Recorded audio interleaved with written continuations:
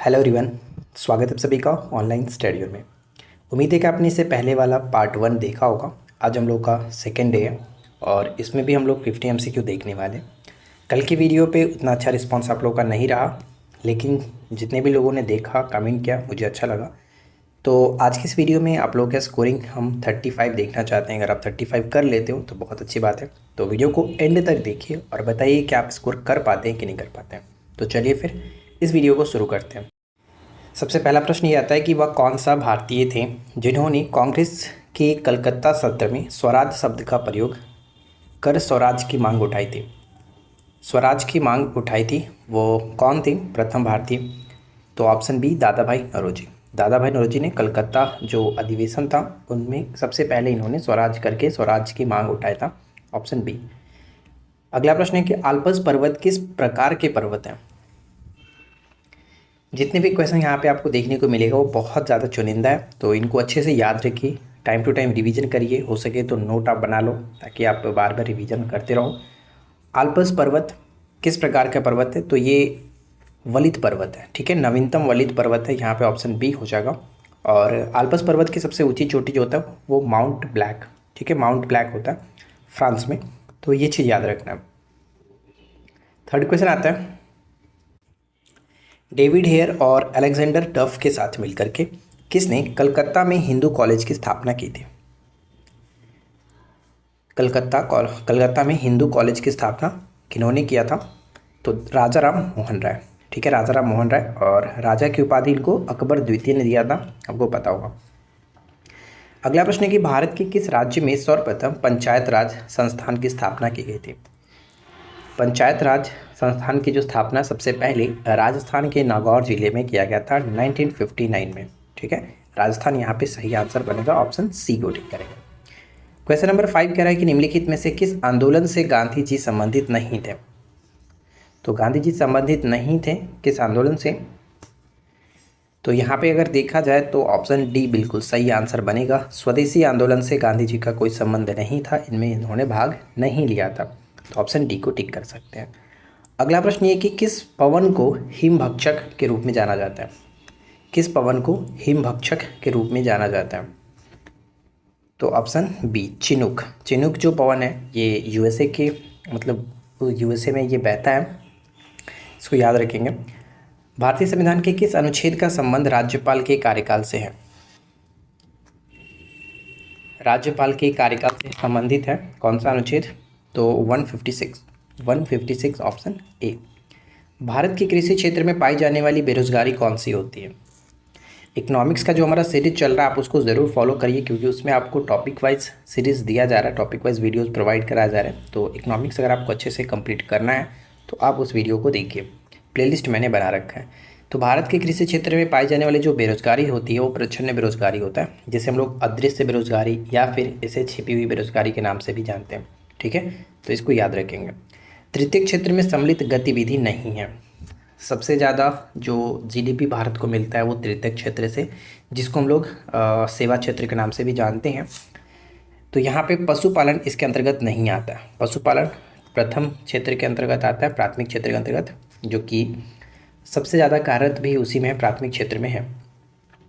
Indian sociologist नाम से journal यानी पत्रिका को किसने शुरू किया था? इंडियन सोशियोलॉजिस्ट नाम की जर्नल की शुरुआत किसने की थी? श्यामजी कृष्ण वर्मा ने। Shyamji Krishna Verma, option A. आगे बढ़ने से पहले मैं आप लोगों से रिक्वेस्ट करूंगा कि अगर आपने वीडियो को अभी तक लाइक नहीं किया तो प्लीज़ वीडियो को लाइक कर लीजिए और इस वीडियो को एंड तक देखिए। अगर वीडियो को पसंद आए तो तब जाकर के चैनल को सब्सक्राइब कर लीजिएगा ताकि रेगुलर अपडेट आपको मिलती रहे। नेक्स्ट आता है कि अंग महाजनपद आधुनिक बिहार के किन क्षेत्रों में स्थित था? अंग महाजनपद 16 महाजनपद थे।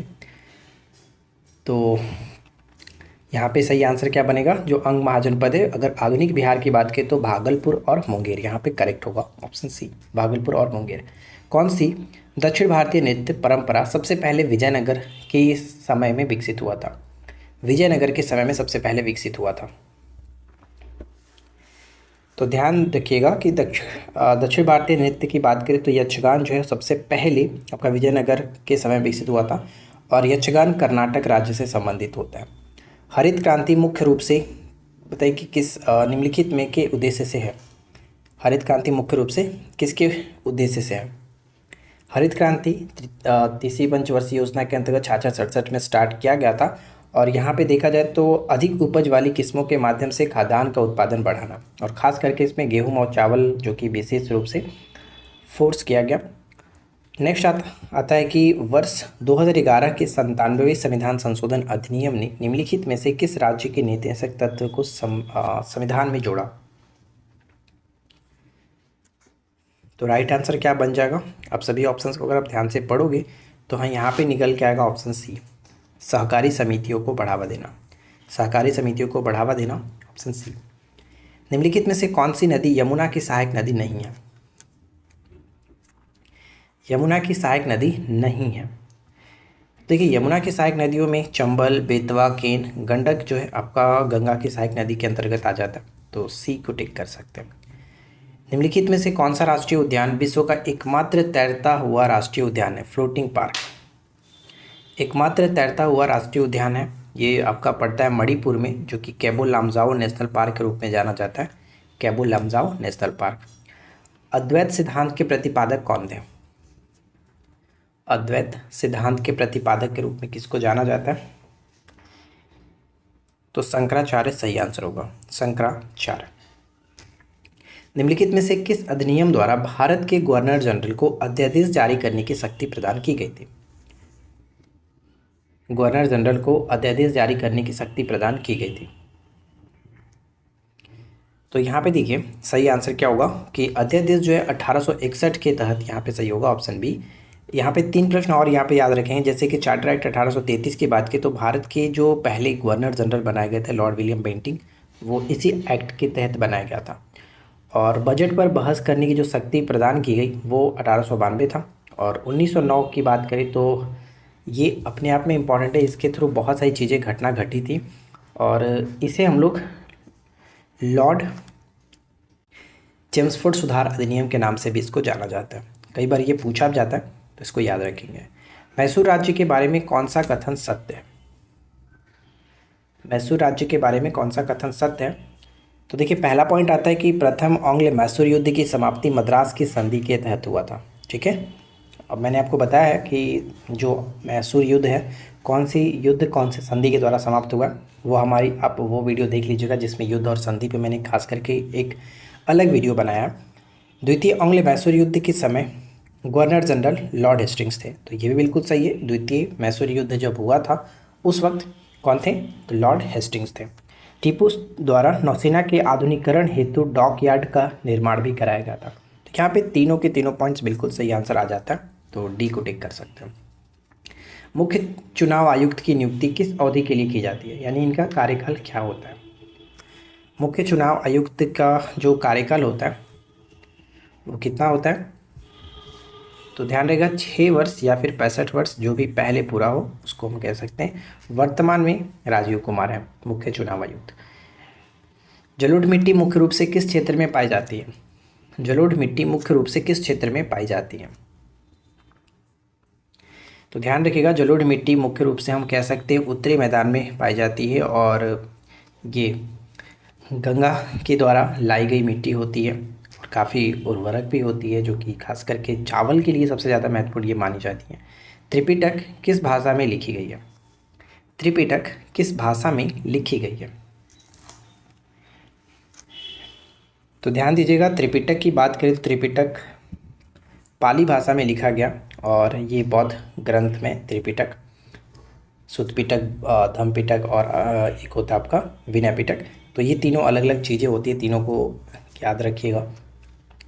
नेक्स्ट आता है कि निम्नलिखित में से कौन सा भारत में लौह अयस्क पेटियों का समूह है।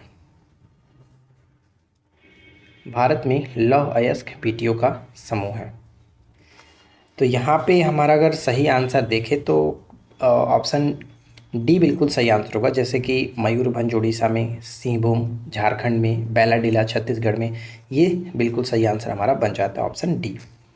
भारतीय अर्थव्यवस्था में बचत में सबसे अधिक योगदान किस क्षेत्र का है। भारतीय अर्थव्यवस्था में बचत में सबसे अधिक जो योगदान मिलता है वो किस क्षेत्र से मिलता है, वो आपका आ जाएगा घरेलू क्षेत्र से, ऑप्शन ए घरेलू क्षेत्र से, ऑप्शन ए। 1927 के मद्रास अधिवेशन में कांग्रेस अध्यक्ष कौन थे जब उन्होंने साइमन कमीशन का बहिष्कार किया था? 1927 के मद्रास अधिवेशन में कांग्रेस अध्यक्ष कौन थे जब उन्होंने साइमन कमीशन का बहिष्कार किया था? तो राइट आंसर हो जाएगा option B, M.A. Ansari, M.A. Ansari. Next आता है कि निम्नलिखित में से कौन सी गैस शहरी क्षेत्रों में कचरा भराव क्षेत्रों में अधिकतर निकलती रहती है? तो सही आंसर ऑप्शन यहाँ पे सी होगा, मीथेन गैस। ठीक है, मीथेन गैस को हम लोग मार्स गैस के नाम से भी जानते हैं। प्रचंड बेरोजगारी क्या होता है? प्रचंड बेरोजगारी का अर्थ क्या है?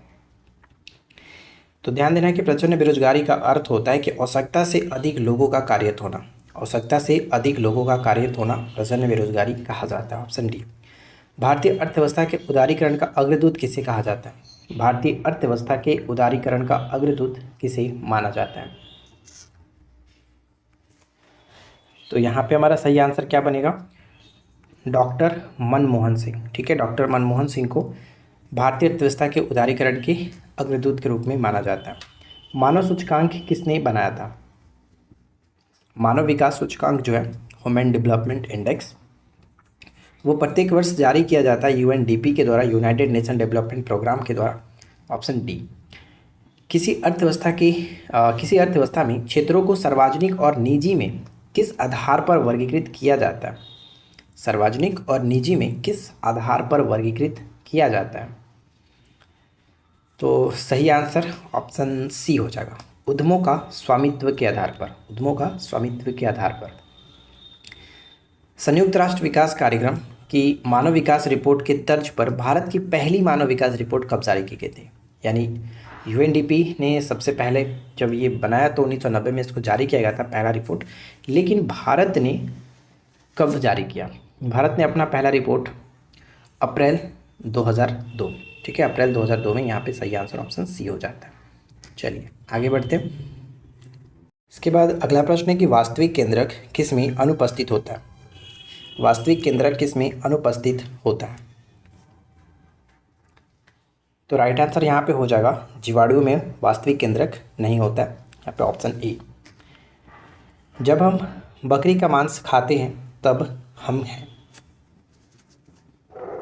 तो ध्यान दीजिएगा, जब अगर हम कोई मांस खा रहे हैं तो वहाँ पे कहेंगे कि हम किस प्रकार के उपभोक्ता होंगे, तो हम द्वितीय उपभोक्ता के रूप में कार्यरत होंगे, द्वितीय उपभोक्ता। ऑप्शन सी यहाँ पे बिल्कुल सही होगा। मोलास्का समुदाय के जंतुओं के कवच का अध्ययन कहलाता है? मोलास्का समुदाय के जंतुओं का कवच का अध्ययन क्या कहलाता है? तो उसे कॉन्कोलॉजी कहते हैं, conchology, option A, conchology. Leprosy bacillus का आविष्कार किसने किया? लेप्रोसी बेसिलस का आविष्कार किसके द्वारा किया गया था? तो ऑप्शन यहाँ पे डी होगा, हेंसेन ने किया था। ठीक है, हेंसेन के द्वारा किया गया था। नेक्स्ट आता है कि किसी अम्ल में मुख्य रूप से एक परमाणु अवश्य मौजूद रहता है जो धातु से अभिक्रिया कर गैस उत्पन्न करता है। तो जैसे कि अगर हम बात करें कि कोई अम्ल है HCl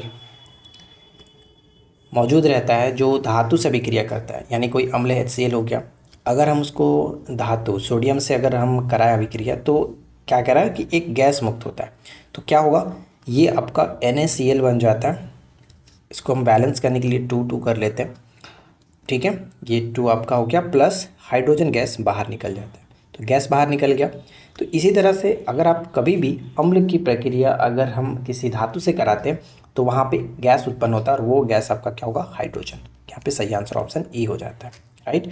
नेक्स्ट है कि वे पदार्थ जिसके स्वाद खट्टे होते हैं और जो नीले लिटमस के घोल को लाल बनाता है, यानी हमने क्या याद कराया आपको, अनिल एक वर्ड याद कराया था, आपके फ्रेंड का नाम अनिल। अ से क्या होता है, अम्ल। अम्ल जो करता है वो नीले लिटमस को लाल में कन्वर्ट करता है, यानी बस इस तरह से आप सीरीज को बढ़ाते रहिए आगे। अम्ल नीले को लाल में बदलता है, ठीक है, नीले को लाल में बनाता है, तो क्या होगा, अम्ल हो जाएगा, ऑप्शन ए। निम्न में से कौन प्रबल अम्लीय है? बताइए कि निम्न में से सबसे ज़्यादा कौन प्रबल अम्लीय होगा? प्रबल मतलब स्ट्रॉन्ग, जो कि आपका जो अम्लीय है वो कौन होगा? तो देखिए अगर हम स्केल पे देखें तो 0 से लेकर के 14 तक स्केल होता है पीएच स्केल। तो पीएच स्केल में ये बांटा जाता है कि जो बीच वाला पॉइंट है वो 7 उदासीन हो जाता है, लेकिन जितना ही कम होगा वो उतना ज़्यादा प्रबल अम्लीय होगा और जितना ज़्यादा होगा वो उतना ज़्यादा क्षारीय होगा। तो यहाँ पे 0 अगर देख रहे हैं वो सबसे ज़्यादा अम्लीय होगा, यानी सही आंसर ऑप्शन सी पीएच 0 जो है वो सबसे ज़्यादा प्रबल अम्लीय है। निम्नलिखित में से किस राज्य में टोकरा शिल्प और भित्ति चित्र कला का और शिल्प है? ढोकरा शिल्प और भित्ति चित्रकला का संबंध यहाँ पे छत्तीसगढ़ के साथ हो जाएगा, ऑप्शन बी को चेक करेंगे। ठीक है, मधुबनी चित्रकारी किस राज्य से संबंधित है? मधुबनी चित्रकारी, और आपको पता ही है कि बहुत इजी क्वेश्चन लेकिन हमेशा रिपीट होता ही रहता है, तो ये आपका हो जाएगा बिहार के साथ, बिहार। नेक्स्ट पॉइंट आता है कि राजहंस पर्व किस भारतीय राज्य में मनाया जाता है? राजहंस पर्व किस भारतीय राज्य में मनाया जाता है? तो इसका सही आंसर हो जाएगा आंध्र प्रदेश। राजहंस जो पर्व है वो आंध्र प्रदेश में मनाया जाता है। यहाँ पे देखिए मैंने कुछ राज्य और उत्सव यहाँ पे लगा रखा है, जैसे आंध्र प्रदेश में फ्लेमिंगो महोत्सव हो गया, श्रीवारी ब्रह्मोत्सव हो गया, विशाखा उत्सव याद रखिएगा, कर्नाटक में कंबाला महोत्सव और करगा महोत्सव, महामस्तकाभिषेक महोत्सव हो गया, पेरामुडी ब्रह्मोत्सव महोत्सव। तो इस तरह के यहाँ पे आप देख सकते हैं तमिलनाडु में पोंगल, पुथाडु महोत्सव, छपरम महोत्सव, महामहम महोत्सव, केरल में ओणम याद रखना है, मकर विलुक्कू महोत्सव ये इंपॉर्टेंट रहेगा, विशु और थेयम महोत्सव ये सभी केरल के अंतर्गत। तो यहाँ पे जो भी 4 मैंने आपको बताया दक्षिण भारतीय राज्य के अंतर्गत मनाने वाले कुछ प्रमुख उत्सव त्यौहार हैं, इंपॉर्टेंट होते हैं, इसको याद रखिए। नेक्स्ट आता है कि मटकी निम्न में से किस राज्य का लोकप्रिय लोक नृत्य है? मटकी, मटकी जो है वो राजस्थान का हो जाएगा, ऑप्शन डी मटकी राजस्थान। वे पदार्थ जो बाह्य चुंबकीय क्षेत्र की तरफ आकर्षित होते हैं जिनमें अयुग्मित इलेक्ट्रॉन उपस्थित रहते हैं उसे क्या कहते हैं? ये चैप्टर मैंने आपको कराया है, अनुचुंबकीय प्रतिचुंबकीय वाला जो चैप्टर है वो ऑलरेडी मैंने करा रखा है, अगर आपने नहीं देखा तो वीडियो देख लीजिएगा। तो सही आंसर यहाँ पे निकल के आएगा अनुचुंबकीय। ठीक है, ऑप्शन ए अनुचुंबकीय। थोक मूल्य सूचकांक किसके द्वारा जारी किया जाता है? थोक मूल्य सूचकांक किसके द्वारा जारी किया जाता है? तो यहाँ पे सही आंसर आर्थिक सलाहकार का जो कार्यालय है इसके द्वारा थोक मूल्य सूचकांक जारी किया जाता है, ऑप्शन बी। भारत में एफडीआई की शुरुआत कब की गई थी? भारत में एफडीआई की शुरुआत 1991 से हुआ, ऑप्शन ए 1991। पारंपरिक भैंस लड़ाई मोह जूझ संबंध है, पारंपरिक भैंस लड़ाई मोह जूझ संबंध है किससे? तो इसका संबंध होगा, मोह जूझ का संबंध हो जाता है आपका असम के साथ। ठीक है, असम, मोह जूझ असम। चोल काल के दौरान बनाया गया बृहदेश्वर मंदिर कहाँ स्थित है? चोल काल के दौरान बनाया गया बृहदेश्वर मंदिर जो है वो आपका पड़ता है तंजौर के अंतर्गत, तंजौर में। फलों को पकाने के लिए किस गैस का उपयोग किया जाता है? आई होप कि फ्रेंड्स आप लोगों को ये अच्छा लग रहा होगा, पसंद आ रहा है तो प्लीज़ वीडियो को लाइक करिए, फ्रेंड के साथ अगर आपने अभी तक शेयर नहीं किया तो यार प्लीज़ शेयर कर दिया करिए, हमें भी थोड़ा सा फ़ायदा होता है आप लोग के साथ जुड़ सकें और भी लोग जुड़ेंगे। फलों को पकाने के लिए किस गैस का उपयोग करते हैं? तो एसिटिलीन यहाँ पे करेक्ट होगा, ऑप्शन सी एसिटिलीन। पटकाई पहाड़ियाँ किस पर्वत श्रृंखला से संबंधित है? पटकाई पहाड़ियाँ किस पर्वत श्रृंखला से संबंधित है? राइट आंसर हो जाएगा ऑप्शन बी पूर्वांचल। पटकाई पहाड़ियाँ पूर्वांचल से, ऑप्शन बी को टिक करेंगे। संसद के ऊपरी सदन में राज्यों और केंद्र शासित प्रदेशों द्वारा सीटों के आवंटन से संबंधित कौन सी अनुसूची है? संसद के ऊपरी सदन में राज्यों और केंद्र शासित प्रदेशों द्वारा सीटों के आवंटन से संबंधित कौन सी अनुसूची है? तो सीटों का आवंटन जो होता है वो हमारा 12 अनुसूचियों में से चौथी अनुसूची के अंतर्गत आता है, तो बी यहाँ पे करेक्ट आंसर बन जाएगा।